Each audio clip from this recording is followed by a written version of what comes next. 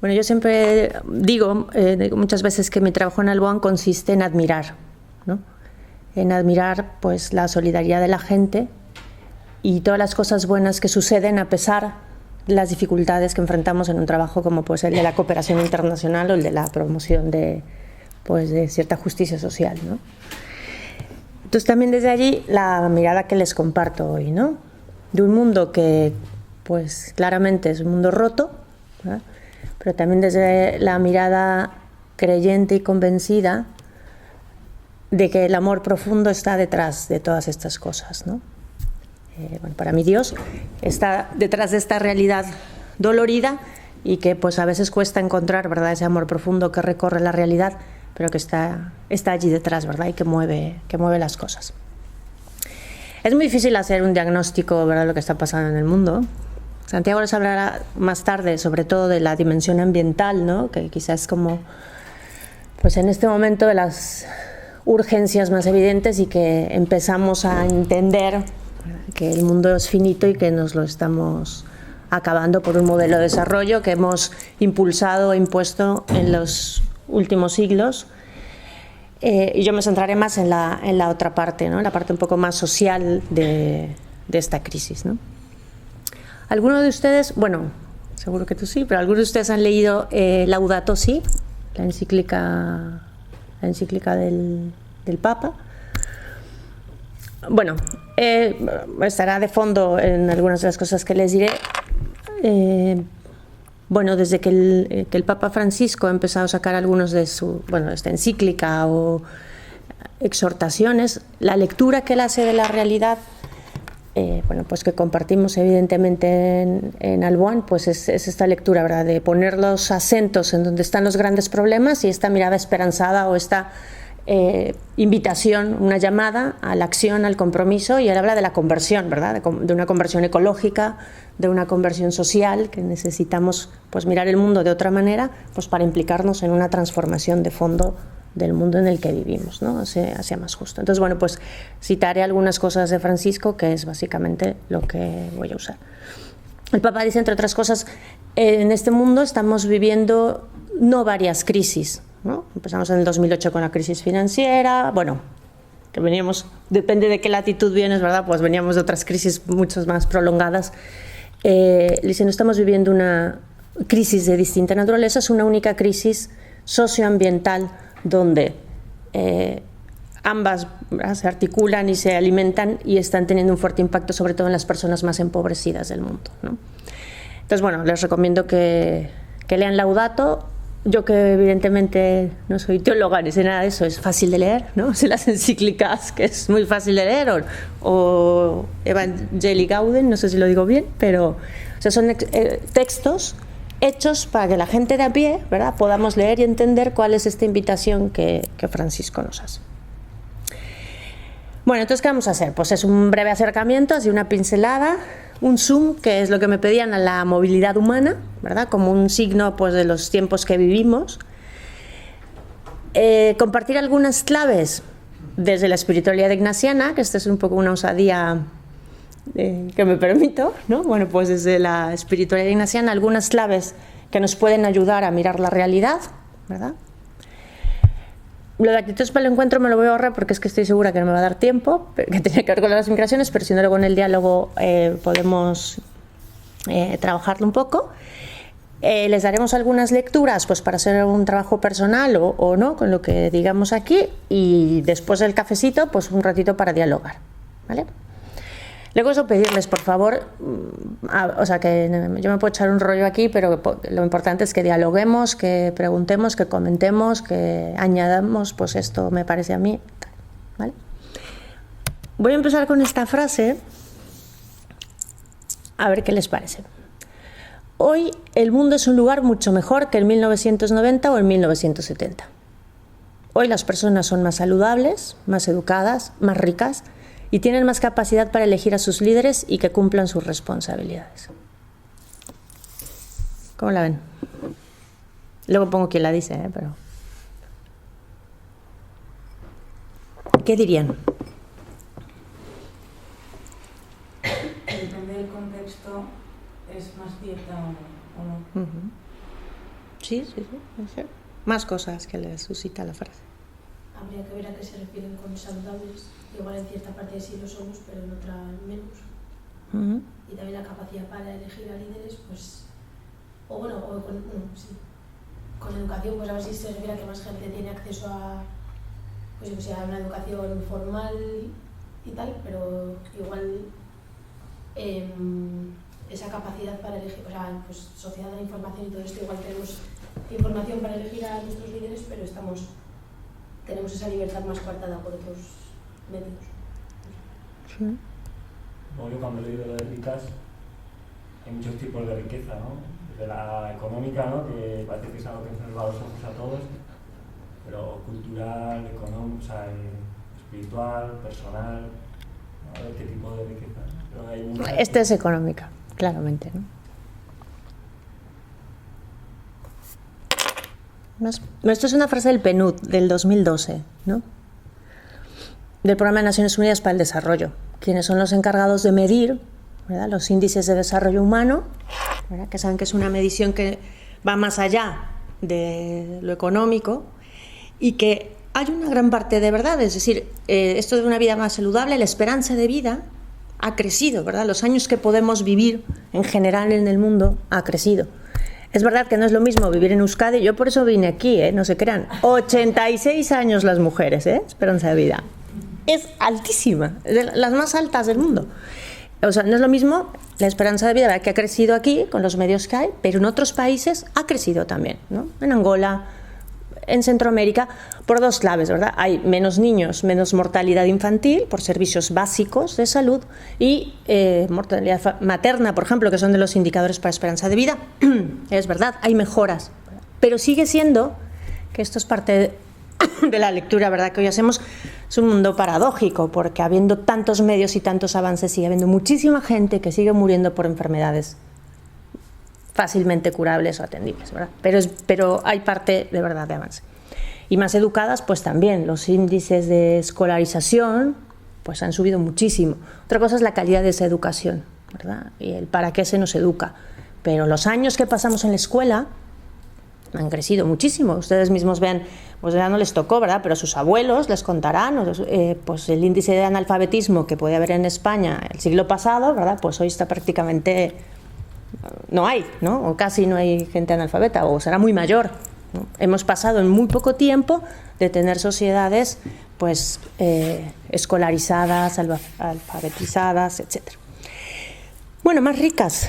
Ahorita vamos a ir un poquito a la parte económica. Y es verdad que parece que hay más democracias o más espacios en los que al menos, ¿verdad?, se vota para elegir algunos representantes, aunque bueno, eso sí que es el temón del siglo, ¿verdad?, cómo estas democracias representan o no, o trabajan o no por el bienestar de los pueblos, ¿no? Bueno, como todos sabemos y hemos oído hasta el cansancio en los últimos años, ¿verdad?, estamos en un cambio de época, en un mundo en constante transformación por muchas causas, ¿verdad? La revolución de la información a la que tú te referías, el incremento significativo en los niveles de educación, la revolución médica genética, que a mí es de las cosas que me sorprende muchísimo, ¿verdad?, que ni imaginábamos, bueno, yo cuando era niña y ahora que lo que se puede hacer en torno a la medicina, lo que se ha descubierto. Yo les tengo que decir que yo soy pues eso, admiro, ¿verdad? O sea, me fascina ver los avances médicos, tecnológicos, me sorprende, ¿no? Me sorprende siempre que veo, pero ¿cómo ahora se puede hacer esto? Es este progreso que hay tecnológico que tiene una trampa, ¿verdad?, que hay detrás, que ahora a ver si abordamos, pero es una revolución muy importante, ¿no? Hace poco oía, que no sé si ustedes conocen un programa que ha sacado Iñaki Gabilondo, que entrevista cuando yo no esté. Oye, un señor que yo en mi vida lo había oído, pero de una universidad que está financiada, no sé si esto lo saben, por Google y la NASA en Estados Unidos, que hablaba, pues no es que estamos atacando las enfermedades, sino a la muerte. Viviremos siempre y nos vamos a criogenizar y nos van a congelar. Una locura, o sea, una cosa que yo decía, este es un señor serio de una, o sea, nada más empezar a oír el discurso, es la segunda entrevista que hace Iñaki Gabilondo, me pareció terrible, pues digo, en términos éticos o humanos, ¿verdad? Pero lo hablaba como un avance de la ciencia y el futuro, y terminaremos con las grandes enfermedades, prolongaremos la vida, bueno, unas cosas, pero ahí está, o sea, ahí está muchísimo conocimiento hoy. Un sistema altamente productivo, nunca como hoy tenemos cosas de las que podemos disponer, que ni imaginábamos cuando éramos pequeños los de cierta generación, ¿verdad? Igual muchos de ustedes ya han nacido con esta cantidad de cosas que hay a nuestro alrededor, pero desde luego generaciones anteriores nunca imaginaron que podíamos producir tantas cosas tan rápidamente, ¿verdad? Así nos va luego ambientalmente, pero bueno, es un sistema altamente productivo, la era de la tecnología, que es un cambio sin precedentes, ¿no?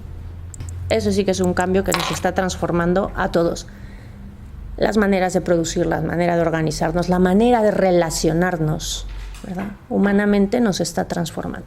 Y una economía global que ha penetrado todos los ámbitos de la vida, ¿no? Que se ha globalizado muy rápidamente en las últimas décadas. Bueno, un proceso de industrialización muy fuerte, y el capitalismo como única manera, ¿verdad?, de organización social, productiva, que ahora ya ni nos planteamos que hay otras maneras, ¿verdad?, de sistema. Un capitalismo que se ha exacerbado, sobre todo a partir, pues, de los años 80, 90, donde los mercados económicos y financieros han cobrado una grandísima importancia, ¿verdad? Es el centro de la vida social. Pues que se ha promovido un individualismo económico que todos conocemos, una competencia, una apertura de mercados y una disminución del papel del Estado, que, bueno, igual no me da tiempo a todas estas frases, ¿verdad? Podríamos hablar muchísimo de ello, pero donde todos sabemos, ¿verdad?, que la libre competencia y dejar el funcionamiento del mercado a su libre albedrío, que los actores privados se apañen, pues nos tienen un poco en la crisis esta que vivimos, ambiental, social, económica, etcétera, ¿no? Y el papel del Estado, que, bueno, por lo menos en el caso europeo, hasta la década de los 70 había jugado un papel mucho más importante, pues no solo de cohesión social, sino de garantizar ciertos servicios, ¿verdad?, cierto bienestar, el estado del bienestar como le conocemos, y que se ha venido desmantelando, adelgazando con la hipótesis, ¿verdad?, que el Estado no gestiona bien y por lo tanto pues los actores privados fueron cobrando mayor fuerza. En nuestros contextos, por ejemplo en el contexto latinoamericano, ni siquiera llegamos allí, ¿no? Medio mirábamos a Europa, que era un modelo pues de estados fuertes, de economías más o menos controladas, cuando la crisis, pues, de los años 80, la década perdida, ¿verdad?, que como llaman en América Latina, a partir de los años 80, principios de los 80, por la crisis del petróleo. No me voy a ir tan atrás porque es que me mirarán como si no esta ruca que decimos en México, pero lo que quiero decir es que un estado que imaginábamos que pues, se podían generar ciertas condiciones, un estado de bienestar, mirando el modelo europeo, ¿verdad?, que era como a lo que aspirábamos, pues ni siquiera llegó a establecerse porque se empezó a desmantelar desde muy pronto, ¿no? Entonces, bueno, pues son economías, en el caso latinoamericano, pues desreguladas y abiertas hace mucho tiempo, ¿no? Muchísimo tiempo, y que, bueno, pues las consecuencias que ahora hablaremos, que es parte de lo que me han pedido, tienen que ver con sociedades muy desiguales, ¿no? Muy desiguales. Bueno, la administración del consumo, ¿no? No solo es que haya muchos productos, sino que vivimos para consumir, ¿verdad? Es nuestro... Y luego la idea, que esto quizás es de las cosas más importantes, ¿verdad?, además de todo lo que existe, pues esta idea que hemos construido, promovido y que compramos, que el ser se identifica con consumir, ¿verdad?, lo que somos, que es un modelo que ofrece un modelo de vida, de felicidad, y yo ponía entre comillas hasta de salvación, ¿no? Un modelo de lo que nos hace ser personas felices, exitosas, y ofrece eso, un relato de éxito, ¿no? Ofrece un para qué de la vida, un relato de éxito, pues que nos individualmente, ¿verdad?, nos orienta, pero que colectivamente sostenemos, pues que esta es la manera de vivir con lo que tenemos, cómo lo tenemos y cómo nos lo repartimos, ¿no? Hay una narrativa de éxito no solo individual, sino global, ¿no? Hay una narrativa de éxito de que este modelo, ¿verdad?, capitalista en el que vivimos, neoliberal, diríamos hace unos años, es la única manera, y que estos avances tecnológicos, la tecnología nos salvará del desastre, ¿verdad?, ambiental, social, y que ya iremos creciendo suficientemente para redistribuirnos y repartirnos, pero que esta es la salida, esta es la manera, ¿no? Con estas crisis recurrentes que hemos tenido, pues de alimentos o del petróleo y de tal, siempre ha habido un debate, ¿verdad?, entre mucha gente, si es este el modelo, esta es la manera, pero hay que poner algunos parches porque, bueno, no acaba de ser del todo justo, ¿verdad? Sigue habiendo gente pues que no la lleva tan bien, o si es necesario un cambio mucho más de fondo, radical, de esta manera de concebir la vida, de organizarnos para producir, para consumir, etc. Entonces, bueno, en ese debate, pues yo diría que estamos en un mundo claramente desigual, ¿verdad?, que esto es uno de los rasgos de las últimas décadas, un mundo cada vez más desigual, aunque hay datos también pues de mejora, ¿verdad?, como decíamos ahora, que los veremos en la educación, en la gente que ha salido de la pobreza extrema, etc. Paradójico, ya decía hace un rato, ¿verdad?, porque nunca antes, teniendo tanta riqueza y tantas cosas, nos imaginamos que siga muriendo gente de hambre, de diarrea, o en el mar, ¿verdad?, cruzando una frontera porque huye de la guerra, pero sobre todo un mundo que excluye, ¿verdad? Francisco habla de los descartables de este sistema, los que están fuera, los que no sirven, los que ni siquiera son explotados. Pues eso sigue habiendo muchísima gente en este mundo, ¿verdad? Bueno, esta es una frase, un trozo grande de Francisco, que la leo, bueno, tal cual. La humanidad vive en este momento un giro histórico, que podemos ver en los adelantos que se producen en diversos campos. Son de alabar los avances que contribuyen al bienestar de la gente, ¿verdad?, como por ejemplo en el ámbito de la salud, de la educación y de la comunicación. Sin embargo, no podemos olvidar que la mayoría de los hombres y mujeres de nuestro tiempo vive precariamente el día a día, con consecuencias funestas. Este cambio de época se ha generado por los enormes saltos cualitativos, cuantitativos, acelerados y acumulativos que se darán en el desarrollo científico, en las innovaciones tecnológicas y en sus veloces aplicaciones en distintos campos de la naturaleza y de la vida. Estamos en la era del conocimiento y la información, fuente de nuevas formas de un poder muchas veces anónimo, ¿no? Bueno, eso es un trozo de Evangelii Gaudium, que bueno, describe un poco esto que les estaba diciendo, ¿verdad? Es verdad, pues todos estos avances que son buenos para la vida, pero ¿quiénes tienen acceso a esos avances, verdad? ¿Quiénes podemos hacer uso de todos estos avances tecnológicos? Cuando yo este señor que Iñaki Gabilondo entrevistaba, ¿verdad?, como dibujaba la salud del futuro, la vida larga, tal, decía, sí, eso serán para los que puedan pagar o podamos pagar, ¿verdad? Porque vivimos, aunque no nos consideremos ricos, en una parte del mundo donde esto es posible que pudiéramos acceder.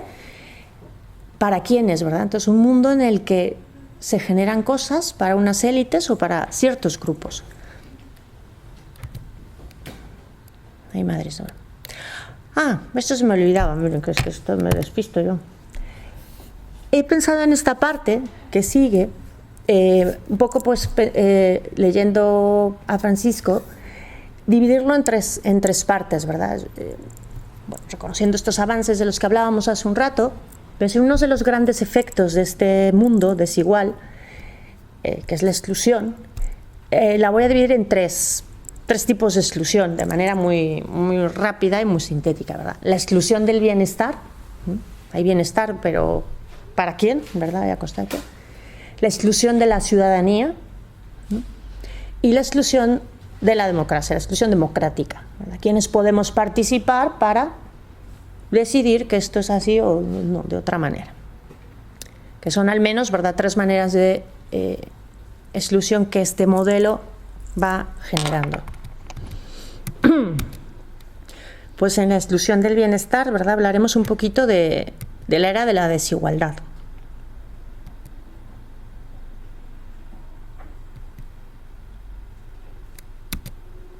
Que ese hace un rato, ¿verdad? Una parte considerable de las personas no participa del incremento del bienestar que posibilitan los desarrollos sociales y económicos contemporáneos.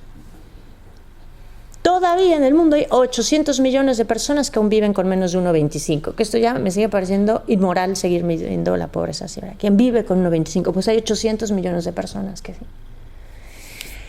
Estos datos de los Objetivos de Desarrollo del Milenio, que luego hemos transformado en los Objetivos de Desarrollo Sostenible, que grandes masas han salido de la pobreza extrema, es verdad, porque claro, si tú ganas 1,25 y has salido de allí, especialmente se le atribuye al crecimiento en China, ¿verdad? Uno de los países que más ha crecido y que ha sacado a millones de personas. Pero eso no quiere decir que estén en una condición de clase media o que sus necesidades sean suficientemente satisfechas, porque lo que no se dice muchas veces en estos datos es cuánta gente vive, por ejemplo, con $2 al día.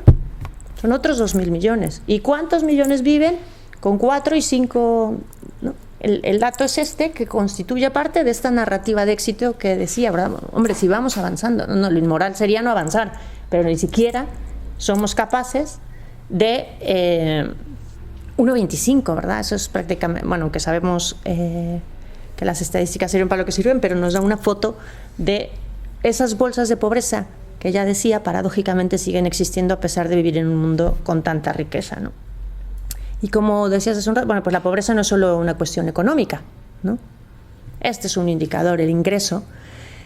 Hay muchas más, ¿verdad? La pobreza multidimensional, que comprende pues falta de capacidades básicas pues que tienen que ver con la educación, con acceso a infraestructura, con sistemas políticos, judiciales, etcétera, que funcionen, espacios de representación, de participación, etcétera, que no solo, insisto, tiene que ver con lo económico, pero los datos de la pobreza multidimensional tampoco son muy alentadores, a pesar, insisto, de los avances que puede haber en algunas regiones del mundo.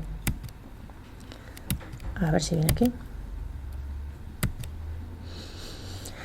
Este dato me pareció interesante, que es de los ODS, porque creo que es necesario, ¿verdad?, centrar la mirada que, además de todas esas personas que siguen viviendo en una condición de pobreza extrema, las mujeres, ¿verdad?, siguen siendo un colectivo pues aún más pobre, o más analfabeta, o con menos acceso a salud, ¿verdad?, en un montón de... La mayoría de las personas que viven bajo este umbral de la pobreza viven en Asia Meridional o en África subsahariana.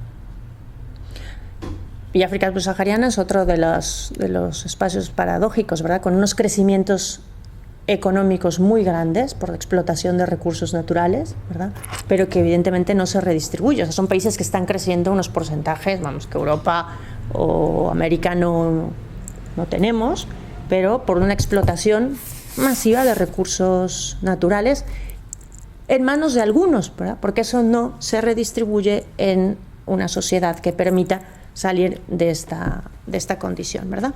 ¿Qué comprende exactamente Asia Meridional y África subsahariana?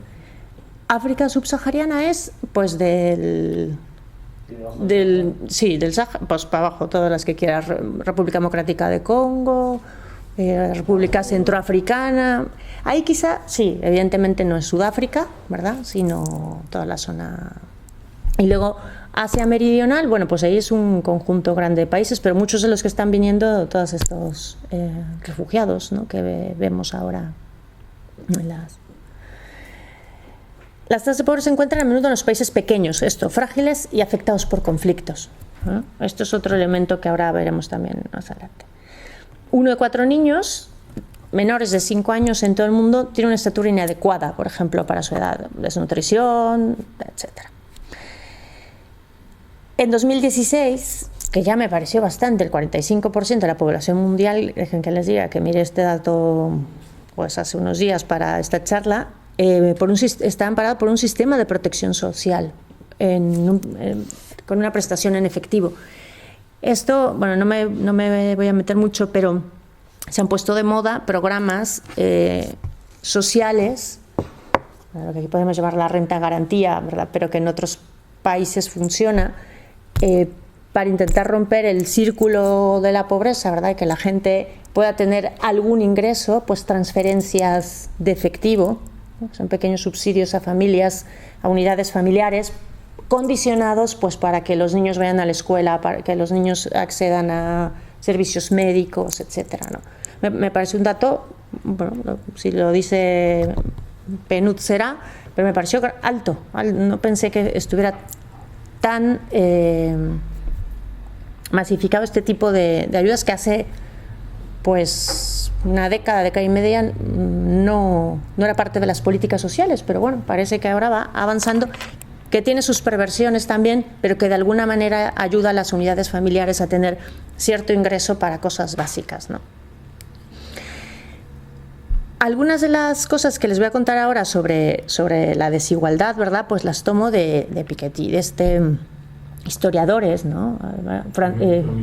¿Es economista? Ah, pues mira, yo me acabo de leer que era historiador francés, que saben que sacó un libro hace 4 años, ¿no? Ya tiene más o menos 4 años, que, bueno, pues ha sido como un parteaguas sobre los estudios sobre la desigualdad, que, bueno, lo que ha venido a hacer es confirmar lo que ya en muchos lados se decía, ¿verdad? Pero hacer un estudio histórico sobre la desigualdad en el mundo, ¿no? Entonces asistimos a transformaciones impresionantes y es imposible saber hasta dónde llegará la distribución de la riqueza tanto entre los países como al interior de ellos. En el fondo no tenemos ninguna razón para creer que el carácter autoequilibrado del crecimiento económico, a eso se refiere, ¿verdad?, se autoequilibre, ¿verdad?, el crecimiento que estamos presenciando. Es momento de plantear el debate de la desigualdad en el centro del debate económico y replantear las ideas del siglo XIX que tienen que ver con el capitalismo, evidentemente. A ver.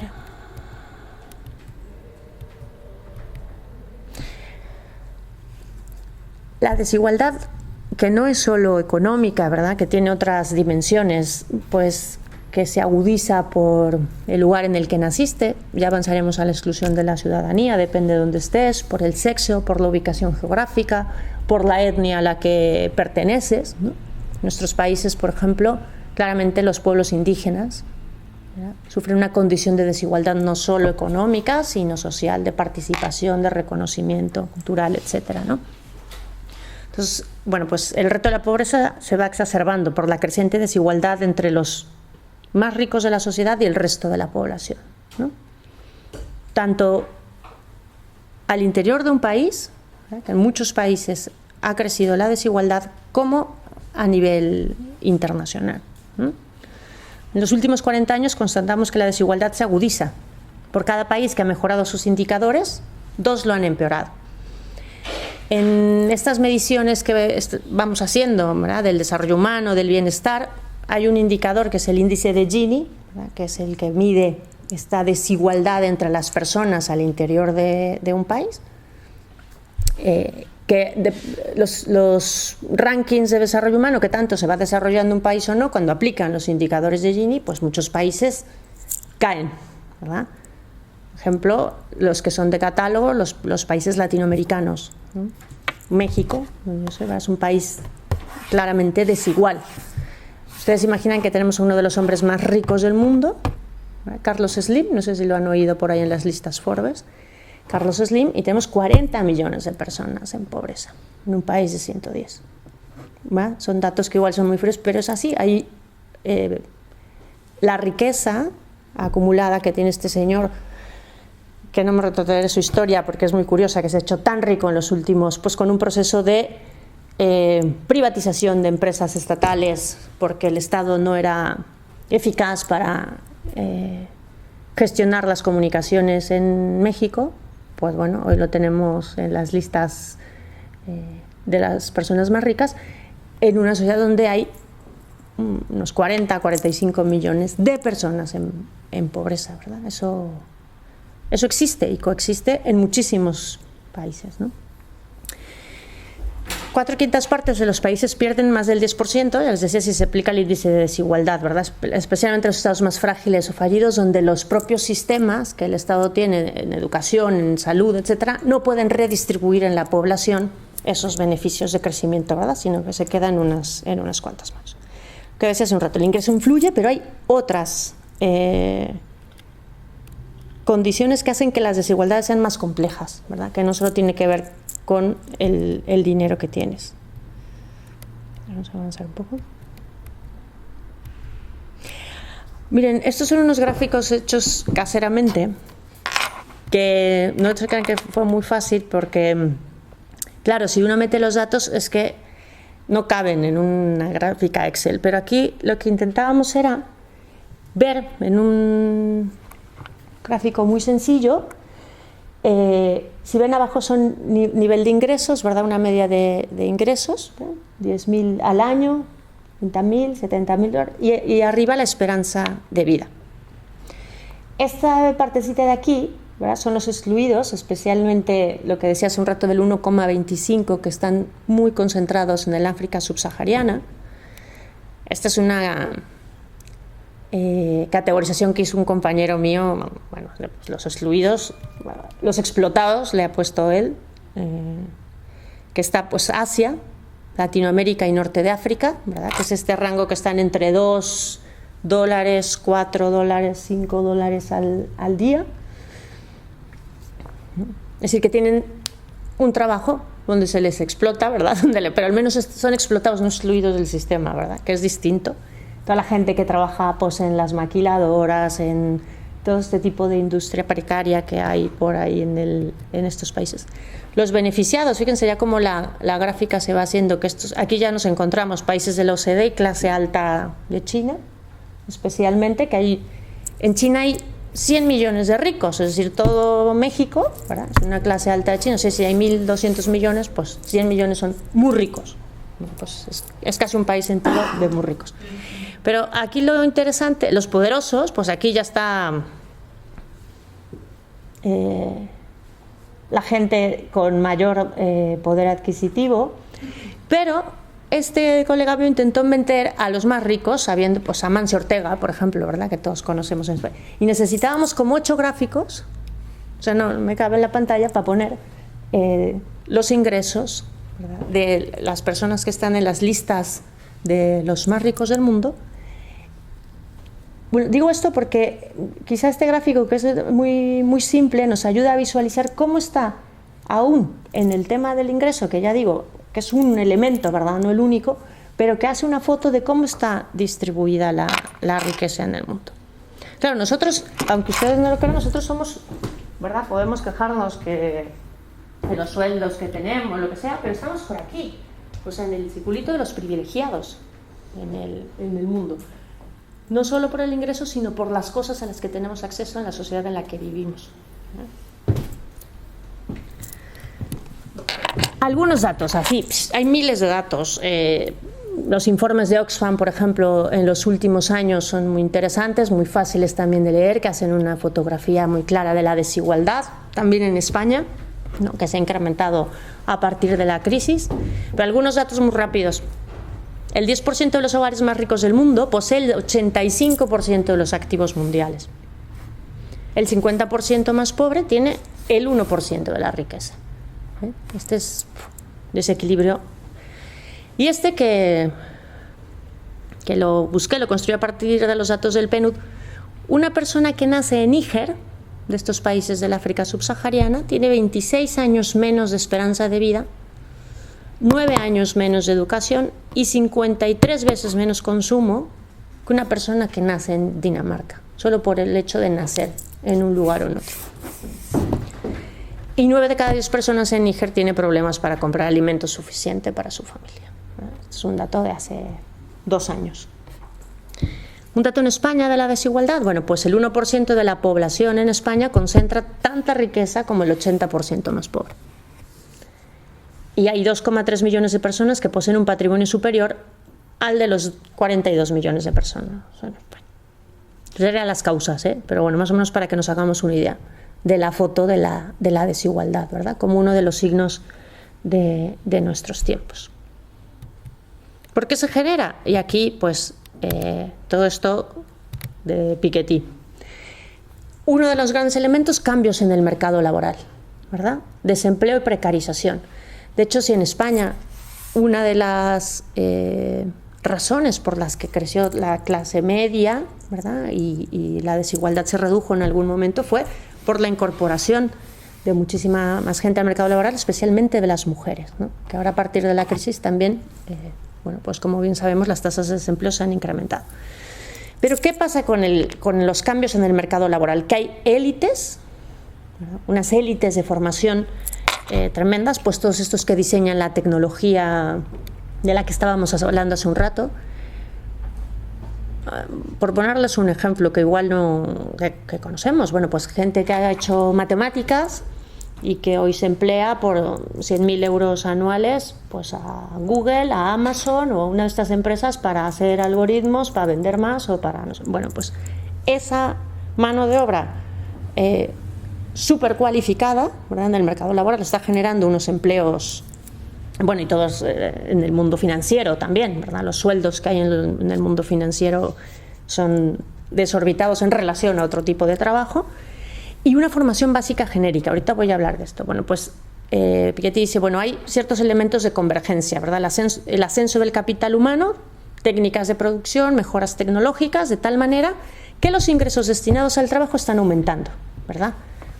Pero se genera una desigualdad más meritocrática, pues quien tiene acceso también a esa educación de élite que se va posicionando, ¿verdad?, que habla 3 idiomas, que tiene 2 másteres, pero además acceso a estos puestos de trabajo, porque hay gente que tiene esa cualificación, pero no tiene acceso tampoco a estos puestos de trabajo. Y luego, por otro lado, la divergencia, falta de inversión adecuada en educación en muchos contextos. ¿Dónde está esa formación básica genérica? Pues en casi todos los países, pero especialmente en países en vías de desarrollo, donde los trabajadores de baja formación compiten entre países a la baja. La presión es a la baja. Un ejemplo muy simple, las maquiladoras que cosen la ropa, ¿verdad?, de cualquier marca que pensemos, la competencia que hoy existe, voy a poner un ejemplo que conozco muy bien, entre México y Honduras, por llevarse industria de maquiladora, le llamamos nosotros, ¿verdad?, que son grandes naves donde sobre todo mujeres cosen ropa durante 3 turnos. La competencia a la baja está, que aún en México, pareciéndonos que ganan muy poco, que las condiciones son terribles, pues en Honduras son peor. Ni siquiera hay una legislación laboral que regule ese tipo de trabajo. ¿Qué sucede? Pues que se está yendo esa maquiladora, ese negocio de coser ropa donde no se añade valor más que coser, ¿verdad?, no hay diseño, no hay nada, a países donde las condiciones aún son peores. ¿Y qué hacen los países? Pues entre más flexibilicemos, por lo menos la gente tiene un empleo, ¿no? Esa es la excusa que hemos escuchado un montón. Entonces hay una presión a la baja sobre la gente con una formación básica genérica. Entonces eso genera unas desigualdades salariales brutales, ¿no? Pues eso, el argumento es conseguir inversión económica y financiera en los países donde se compite. ¿Qué tenemos? Mucha mano de obra. Bueno, pues bajemos las condiciones para que venga inversión y al menos tengamos un empleo, aunque sea precario, y no estemos en los excluidos, aunque estemos en los explotados, ¿no? Estoy diciendo una barbaridad, pero es un poco la lógica. ¿Qué genera? Pues que los grandes capitales y las multinacionales comparten intereses a nivel internacional. Las élites hoy ya no son nacionales, existe cierta élite, son élites internacionales, ¿verdad? Así como la exclusión se ha globalizado, pues también las élites están globalizadas, ¿no? Y han decidido cómo se genera esta globalización económica. El aumento de la rentabilidad, que esto es muy interesante, de operaciones financieras y la concentración de patrimonio, ya no estoy hablando de ingresos por sueldos, ¿verdad?, o por salarios, sino por el patrimonio, que pueden hacer estas inversiones que ya de por sí eran ricos, ¿verdad? Quien no tiene dinero para invertir, acumular o jugárselo en la bolsa, pues nunca lo ha hecho. Los que ya eran, ¿verdad?, tienen una manera de seguir haciendo. Entonces, claro, hay procesos de acumulación y de concentración de riqueza caracterizado en un bajo crecimiento y un elevado rendimiento del capital. Y copié esta frase de Piketty que ayuda igual a entender lo anterior. Basta que los herederos ahorren, es decir, quien ya tiene capital, ¿verdad?, y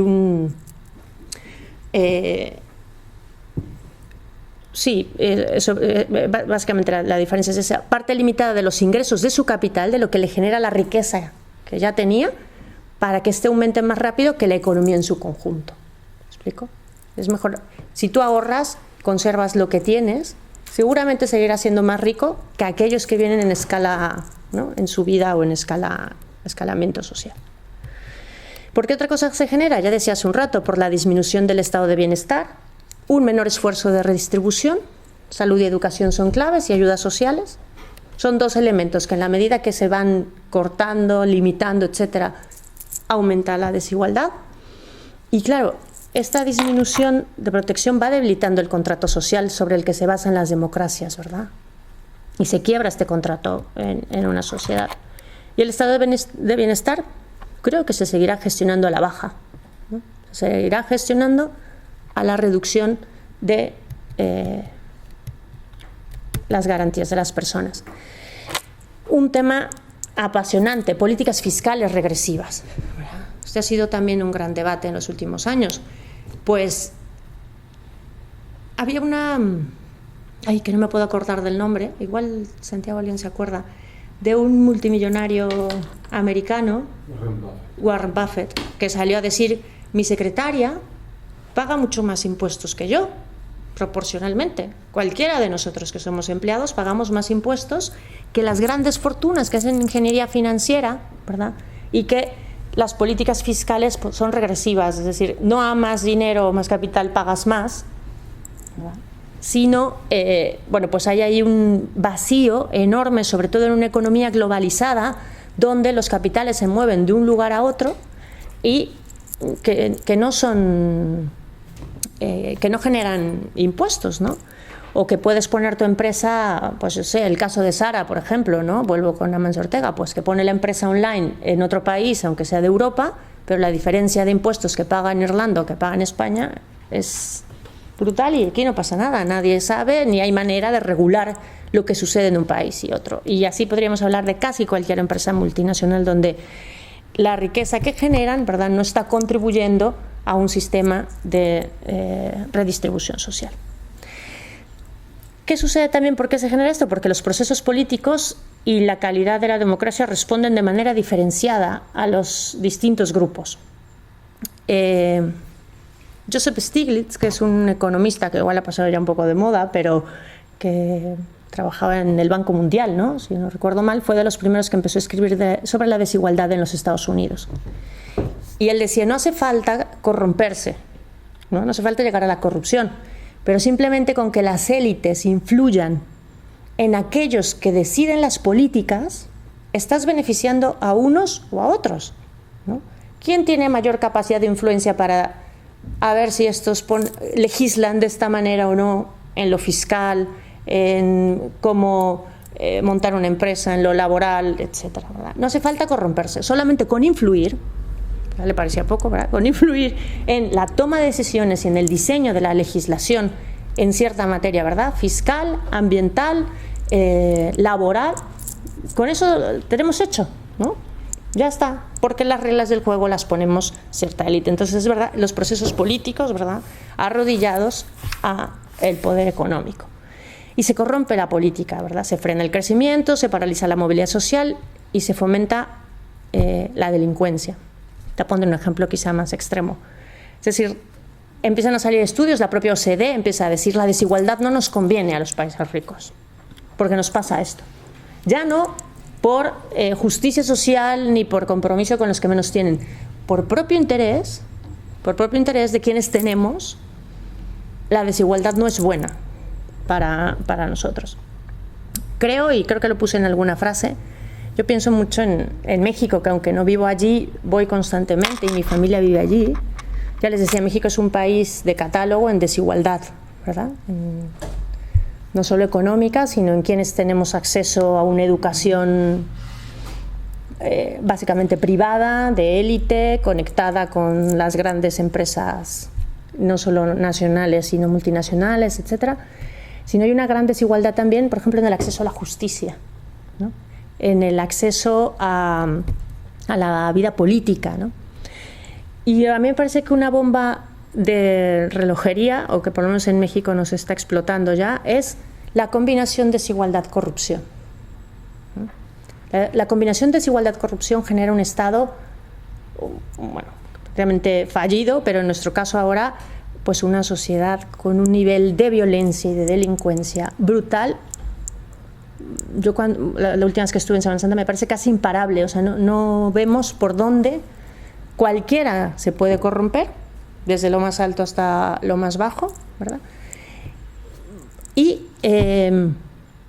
yo no es que lo justifique, pero yo entiendo a muchísimos jóvenes que se meten en los grupos criminales, que no tienen ningún horizonte de futuro, que pueden estudiar y trabajar 24 horas al día, pero que su perspectiva es tan limitada, ¿verdad? Porque la condición en la que viven, su lugar social, así está determinado, que con que les ofrezcan un celular, un sueldo medio y un coche, da un poco igual para quien trabaje. Insisto, no justifico la delincuencia, pero puedo entender que los horizontes, ¿verdad?, que tienen de futuro esas masas de jóvenes desempleados en un país y donde además todo es posible, ¿verdad?, porque el sistema no funciona, legal, judicial, policial, etcétera, pues esto sucede, ¿verdad? Entonces tienes un caldo de cultivo enorme en el que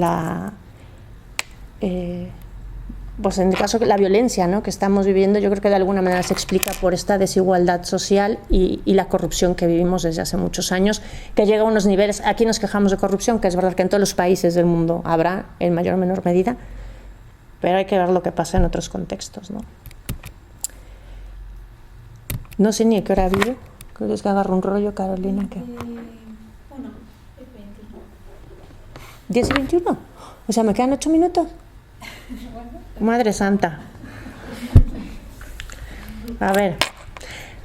La segunda exclusión de la que quería yo hablar, que intentaré conectar con la movilidad humana que me pedían, ¿verdad? Se supone que los estados protegen los derechos de sus ciudadanos, y lo entrecomillo, en el mejor de los casos, ¿verdad? En el mejor de los casos, el papel del Estado es proteger los derechos de sus ciudadanos. Pero cuando uno no dispone de un reconocimiento de ciudadanía, ¿verdad?, o eres ciudadano de segunda, que esto también sucede, ya les decía, en nuestros países, por ejemplo, los pueblos indígenas siempre han sido de facto considerados ciudadanos de segunda, porque no hablan por el idioma, por la cultura, el reconocimiento cultural, a lo mejor político, lenguas, etcétera, el entramado administrativo, etcétera. No me voy a tener allí, pero esto es una exclusión brutal, ¿verdad? No ser considerado ciudadano o ciudadana pues te pone en una situación de vulnerabilidad aún mayor. Voy a ir más rápido y lo retomo cuando hable rápido de la... Y la exclusión democrática, de la que ya empezaba a hablar hace un rato con la exclusión del bienestar, ¿verdad? Desequilibrios entre el predominio del mercado sobre la sociedad civil, perdón que me equivoqué ahí, a la hora de influir en la toma de decisiones políticas, la corrupción, ¿verdad? Una combinación letal desde mi punto de vista con el incremento de la desigualdad y reducidos espacios de participación social y ciudadana. ¿Quiénes pueden participar? ¿Quiénes pueden influir? ¿Quiénes pueden generar realmente cambios? Bueno, más o menos esta ha sido una foto general, ¿verdad? Un mundo herido, un mundo que genera exclusión, y que uno de los signos también de nuestros tiempos es la movilidad humana, ¿verdad? En este mundo globalizado, que creo que la propia globalización está fomentando la movilidad. Yo soy un ejemplo, yo no estaría aquí, ¿verdad?, si no es porque estamos en un mundo interconectado, y que la gente no nos movemos, por muchas razones, pero movernos es pues innato a la humanidad, ¿verdad? La historia de la humanidad está llena de movimientos. Nos hemos movido siempre, dentro de nuestros países, dentro de los territorios. No hemos parado de movernos históricamente. Lo que pasa es que ahora, en una economía donde se mueven las mercancías, los capitales, el dinero, etcétera, lo que no se puede mover libremente es la gente, ¿verdad? Eso no, porque entonces protegemos nuestras fronteras cada vez más. Siempre ha habido una migración interna. Yo creo que ustedes son, ¿verdad?, pues de Valladolid, que luego vive en Madrid, que es de no sé dónde, ¿verdad?, y vive en Valencia. Pero miren, la migración internacional no somos tanta gente. 250 millones de personas vivimos en un país distinto al que nacimos. No somos tantos, pero genera mucho ruido, genera miedo, sobre todo en los países que acogen, ¿verdad?, a las personas que emigramos. Es poquísimo en proporción a la población mundial. Pero estamos muy mirados. Y claro, la globalización con sus efectos ha promovido este incremento de la movilidad, es decir, la globalización con estos procesos de exclusión de los que hemos hablado, ¿verdad? Pero también con la apertura de fronteras, y hay distintos tipos de migración. Para una migración de élite, de estos 250 millones, hay gente que, pues que como yo somos privilegiados, ¿verdad? Que somos migrantes privilegiados, que somos quizá una minoría, pero que existe. A nadie le ponen pegas, bueno, no voy a hablar del clásico ejemplo de los futbolistas, ¿verdad? Que es o sea, ningún extranjero que viene, yo qué sé, pues de director de una empresa, de científico a no sé dónde, o de, bueno, pues estos no tienen mayor problema. Donde está el foco es en aquellos que cumplen estas tres exclusiones de las que hablaba hace un rato, ¿verdad? Que están excluidos del bienestar, de la ciudadanía y de la vida democrática. Causas de la movilidad humana: guerras y conflictos, ¿verdad? Que es el motivo que genera mayor número de desplazamientos. Uno ya lo sabemos, el conflicto, la guerra de Siria. Ahora Venezuela está generando muchísima movilidad a Colombia y al resto del mundo, a Estados Unidos, a Europa. Colombia durante muchísimos años generó un desplazamiento enorme interno, pero bueno, guerras y conflictos sigue siendo, aunque hay menos conflictos oficialmente abiertos, ¿verdad? Pero la violencia, que abajo ponía conflictos y violencia, aunque no esté declarada como un conflicto abierto, y pongo el ejemplo de los países centroamericanos, Centroamérica está en guerra oficialmente, las guerras terminaron ya, ¿verdad? Las guerras terminaron, pero ¿qué hay de secuelas de estas guerras de hace unas décadas? Bueno, pues una sociedad fragmentada, muy desigual también, y con una terrible violencia. La gente huye de esa violencia cotidiana, constante en sus países, ¿no? Del medio ambiente, ¿verdad? Que Santiago ya les hablará de eso, pero los desastres naturales hoy están generando, y el cambio climático, una gran movilidad de las personas, ¿verdad? La sequía en el Cuerno de África, bueno, pues la gente no puede seguir viviendo allí si durante tanto tiempo no llueve y no puede cultivar nada, y así tendremos, quizás serán de los éxodos más grandes en los próximos años, ¿no? Por género, persecución por identidad sexual, y razones económicas, lo que decía hace un rato, ¿verdad? Que hay gente que migra pues porque en el espacio en el que vive no hay un horizonte de bienestar o de vida digna en el mediano plazo, y que tiene todo el derecho a buscar una vida mejor. La diferencia entre refugiados, personas refugiadas y migrantes, bueno, pues esto siempre es un poco complicado, ¿verdad? ¿Qué es una cosa y qué es otra? Muchísima gente que podría tener el estatus de persona refugiada, pues no lo tiene, simplemente porque no se lo reconoce el Estado del país al que llega, pero no es porque no tenga causas para que eso sea. Entonces se convierte en un migrante económico al uso, ¿no? Me pedían, Carol, o en algún momento hablábamos, poner un foco un poco, claro, en esta movilidad humana hay muchas causas, muchas cosas que podríamos decir, pero sobre todo en aquellas personas, o en esta categoría de personas refugiadas, ¿verdad? Y con la crisis que estamos viendo y viviendo en Europa, de la no acogida de las personas que tocan a las puertas. Y buscaba algunos datos del último informe de ACNUR del 2018. Miren, en la última década hemos pasado de 43 millones de personas desplazadas forzosas en el mundo a 70,8. Este es el dato para 2018. O sea, en un año hemos subido muchísimo de gente que se tiene que desplazar, que se tiene que mover porque no tiene otra manera de conservar la vida, ¿no? Refugiados, ¿verdad? Refugiados bajo el mandato de ACNUR, desplazados internos, solicitantes de asilo, que son poquísimos, como verán en este dato. 13 millones de nuevos desplazados, que es muchísimo, ¿verdad? Bueno, ahí está, para no repetirme, 37.000 nuevos desplazamientos cada día. Cada día hay 37.000 personas que tienen que salir de donde viven porque no pueden seguir viviendo allí por distintas razones, ¿no?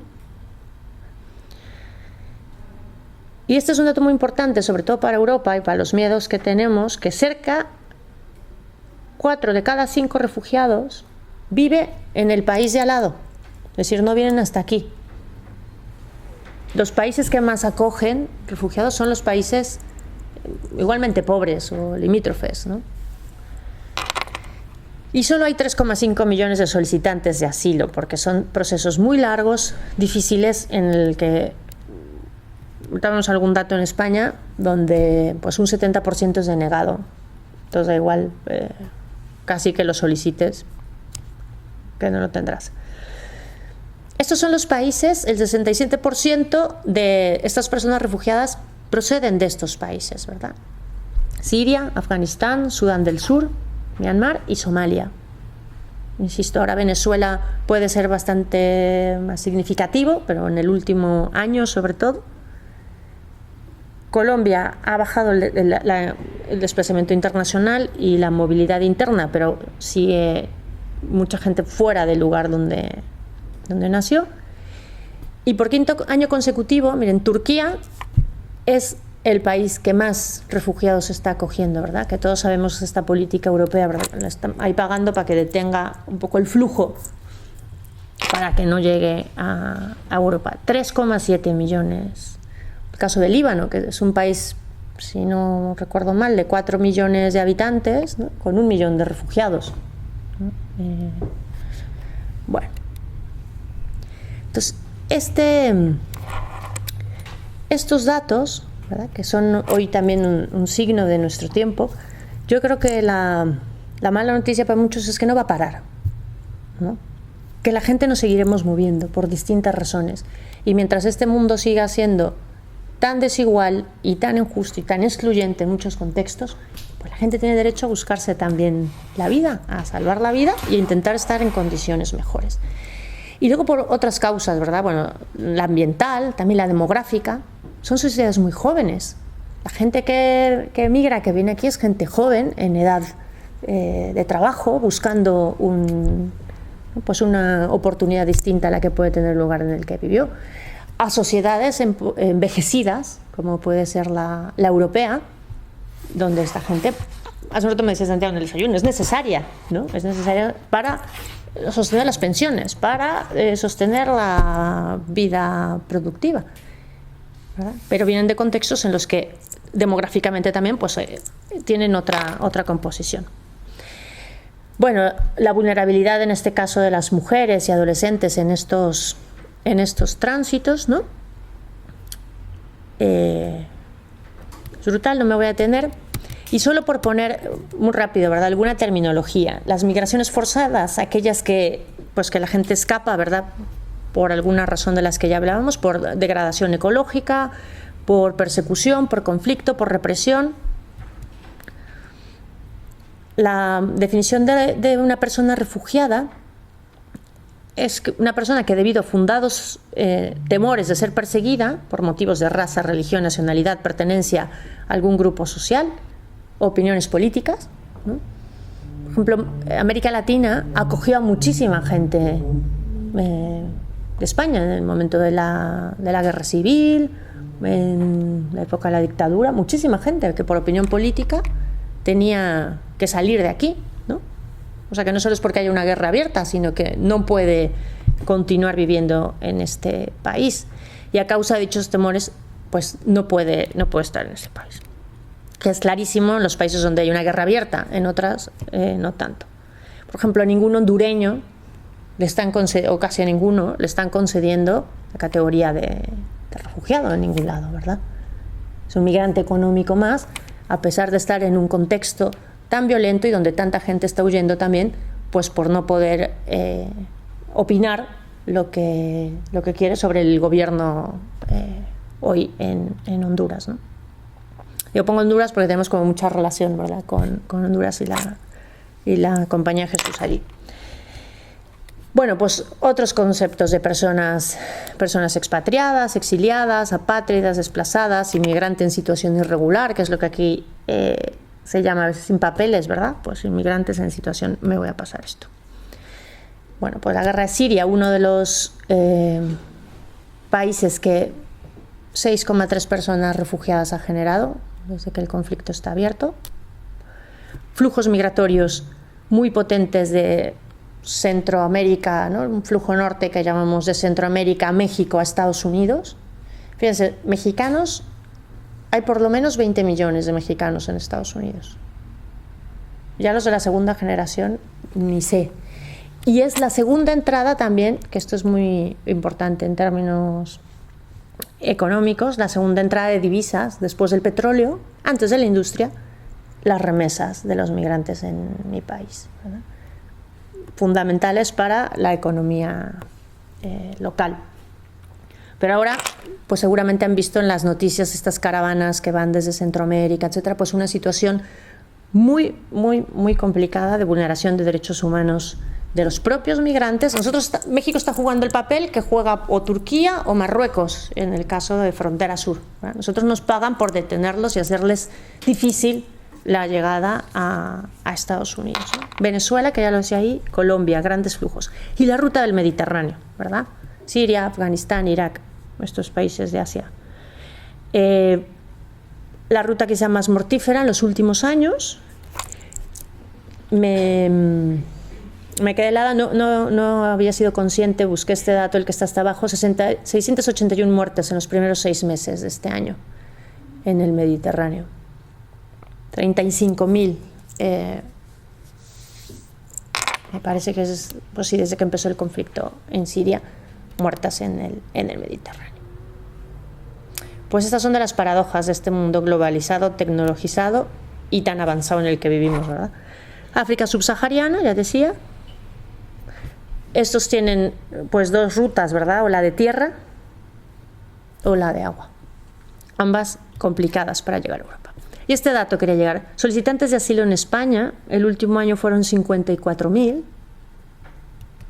¿Y a cuánto se les ha dado la resolución? A 2.895 personas. El resto se convierte en migrante irregular, ¿no? Migrante más. Bueno, como ya tenía que haber terminado, esta como lectura rápida, ¿no?, de algunos rasgos de nuestro contexto e intentando hacer el zoom en la movilidad humana y el refugio, yo quería plantearles un pequeño ejercicio para el rato personal, ¿no? He puesto aquí, de manera muy simple, como las etapas de un proceso migratorio, ¿verdad? Causas de la salida, que pueden ser pues estas causas de exclusión de las que estábamos hablando, ¿no? O de éxodo en algunos, que es una salida masiva, como el caso de Siria o de Honduras, por ejemplo, Centroamérica.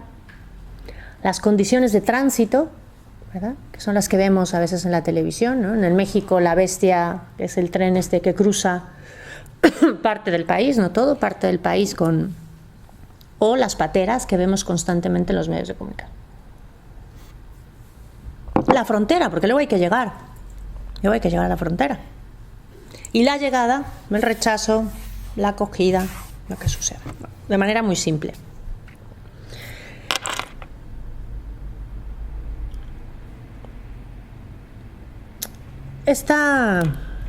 Antes de avanzar, ¿no? Este esquema, muy sencillo, se los planteo un poco para intentar hacer cierto ejercicio de lectura de la realidad de esta realidad, o podría haber sido de cualquier otra, pues como otro rasgo, ¿no?, del contexto que vivimos. Las causas que obligan a salir, que hemos pasado un poco por encima, ¿verdad? Además de las guerras y los conflictos, esta es una foto de Siria, que es muy evidente, ¿verdad?, por qué la gente sale, pero en otros lados no alcanzamos a entender por qué la gente se va, pero que hay estas condiciones claras de exclusión también. El tránsito cada vez más complejo en casi cualquier flujo migratorio. Tránsitos absolutamente deshumanizados, ¿no?, en contextos de deshumanización total. Estas son las que vemos constantemente porque tocan a las puertas de Europa. Pero el tránsito, por ejemplo, de toda la gente que viene del África subsahariana, que pueden 3 años en llegar a frontera, fácilmente, con todo lo que supone, ¿verdad?, de ese camino, que claramente son contextos de deshumanización y donde la gente sufre un montón. Y sobre todo este mundo, ya decía, que es globalizado, interconectado, súper moderno para tantas cosas, estamos creando cada vez fronteras más hostiles y más peligrosas. Los muros son más altos, las dificultades para llegar son mayores. Y aquí no podía no poner, ¿verdad?, el muro de Trump. Son 3.000 kilómetros de frontera que tenemos entre México y los Estados Unidos. Es una frontera incontrolable. Pero ahí va avanzando esta locura, ¿no?, del muro. Y la de aquí abajo, pues otra que tenemos aquí al lado, que es la de Ceuta, ¿no?, y Melilla, las concertinas. Bueno, pues cada vez fronteras más hostiles, más peligrosas, más deshumanizadas, que no paran a la gente, que no la van a parar, pero que simbolizan, que tienen un efecto simbólico muy importante en la sociedad, de protegernos de aquellos que quieren invadirnos, de protegernos de aquellos que por razones desconocidas quieren venir a disfrutar de este bienestar que tenemos. Tiene un efecto simbólico muy perverso y un juego político también muy importante, ¿no? Fronteras más hostiles, más deshumanizadas. Y cuando la gente logra cruzar, ¿verdad?, pues se enfrentan a un rechazo generalizado muy fuerte. Y no hablemos de los traumatismos después de estos tránsitos, ¿no?, tan dolorosos. Y las condiciones de vida en las que mucha gente va a vivir después de haber hecho estos tránsitos, ¿no? Este es una foto de un campo de refugiados en Turquía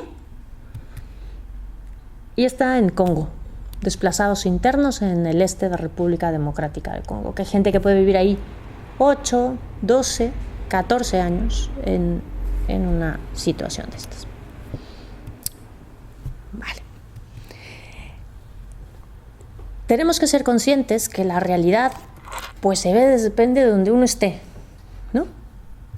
Hay diferentes maneras de ver y de sentir lo que sucede.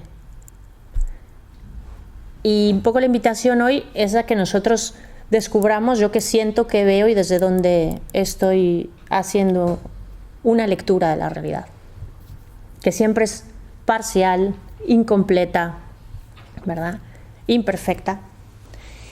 Y proponía un poco estos elementos, ¿verdad? Las diferentes maneras de ver y sentir a las personas. Cuando nosotros vemos a estas personas, ¿qué vemos? ¿Yo qué veo? ¿Unos que vienen a robar? ¿O seres humanos con mi misma dignidad y quienes somos creyentes, hijos e hijas del mismo Dios? ¿Qué vemos? ¿Verdad? Las causas, ¿somos capaces de entender? Es dificilísimo, ¿verdad? ¿Qué causas hay detrás en este caso, de estos éxodos, de esta movilidad humana? ¿Qué reacciones tenemos? ¿Qué reacciones compartimos con la gente con la que vivimos, con la que nos juntamos en el café a hablar de esto que está pasando, ¿verdad?, en la cena de Navidad o, no sé, en la sobremesa del domingo? ¿Qué reacciones hay en mí, en los otros?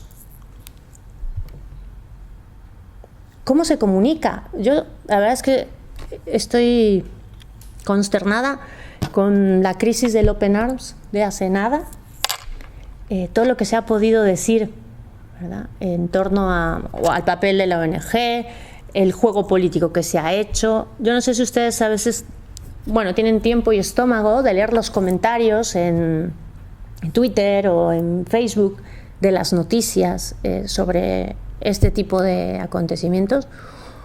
Dan escalofríos, a mí me dan, ¿verdad?, de lo que la gente expresa en torno a esta gente que está esperando llegar a tierra y de, pues, me gusta la palabra, pero que sea del odio que se vierte ahí, que también es anónimo, ¿verdad?, que esta es otra característica de la forma de comunicarnos ahora en las redes sociales, que permite decir lo que quizá no diríamos de frente, ¿verdad?, pero ¿cómo se comunica? Y cómo esa comunicación, los medios, que este sería otro tema interesantísimo para hablar, ¿verdad? ¿Quién habla hoy de la época de la posverdad?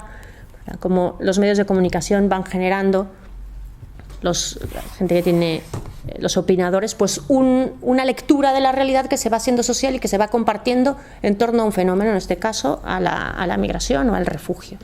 ¿Y cómo nos posicionamos nosotros antes?